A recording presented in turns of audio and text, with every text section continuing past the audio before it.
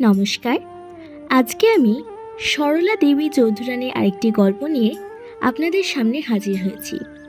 গল্পটির নাম ঠাকুর বাড়ির উৎসব। মেজো মামা বিলেত থেকে ফিরে আসার পর থেকে জন্মদিন বলে একটা ব্যাপারের সঙ্গে পরিচয় হলো আমাদের।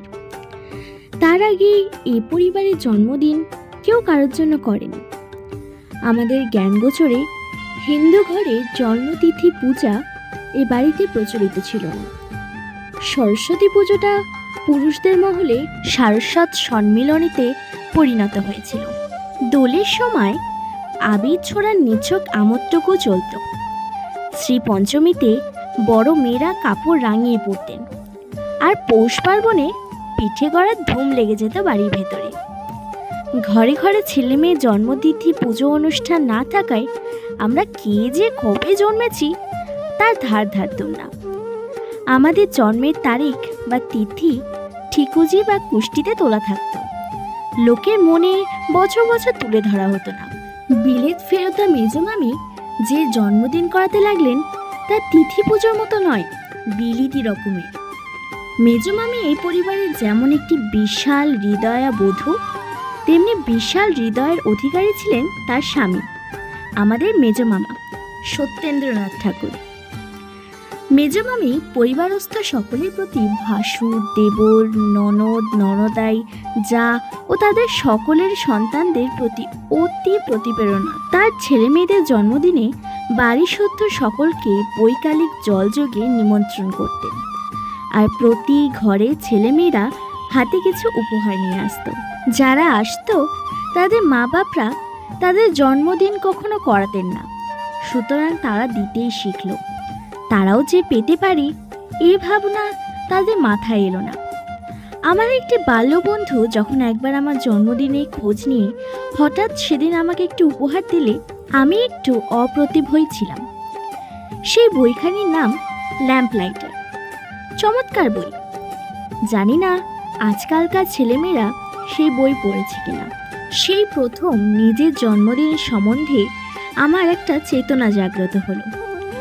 আমার ষোড়শ জন্মদিনের কথা বেশ মনে পড়ে। লম্বা খাবার টেবিলে নানা রকম মিষ্টান্ন, ফল, ফুল সাজানো।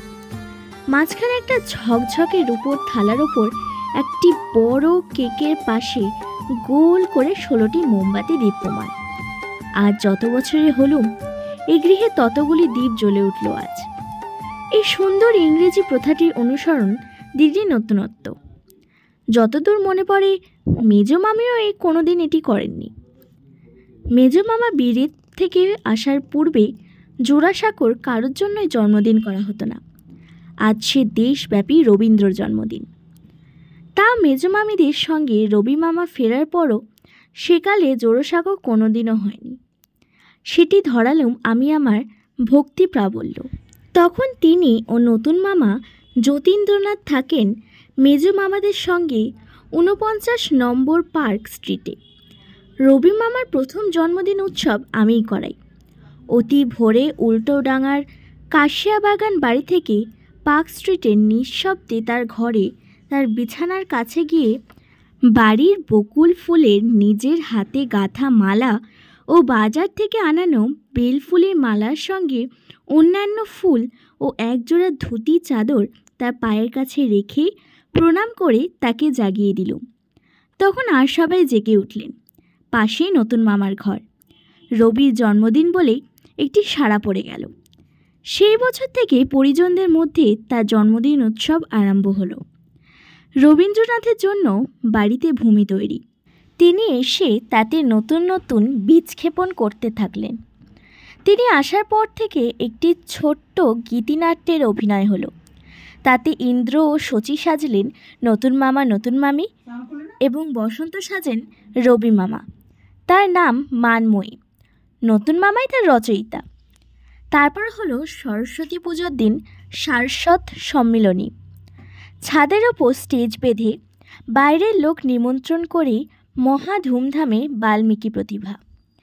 এইতে রবীন্দ্রনাথের প্রতিভা প্রথমে সর্বজন সম্মুখে উদ্ঘোষিত হলো। কখনো কখনো তাদের অনুকরণে নিজেদের দল বেঁধেই আবার এই সবের অভিনয় পরায়ণ হতুম। আমাদের নেতা ছিলেন সুধীদাদা, বড় মামা দ্বিজেন্দ্রনাথ ঠাকুরের পুত্র। তিনি রবি মামার অনুকরণ করে ঠিক এই রকম বাল্মীকি সাজতেন। নিজের হাতের লেখাটিও তার লেখার প্রায় অবিকল প্রতিরূপ করে তুলেছিলেন।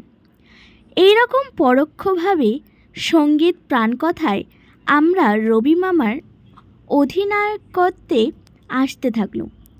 কিন্তু যেখানে তার সঙ্গে প্রত্যক্ষ যোগ হলো সে 11 মাঘের গান।